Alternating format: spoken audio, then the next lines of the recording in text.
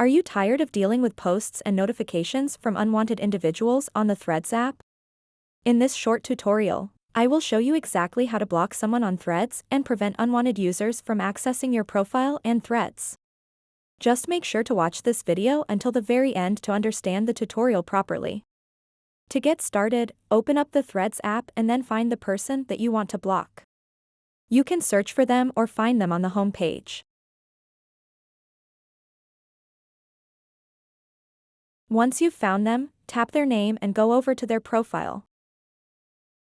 After that, tap on these three little dots at the top right corner of the screen. And now you will see the option to block. Just tap block. So once you block them, they won't be able to message you or find your profile or content. And they won't be notified that you blocked them. So to block them, simply tap block.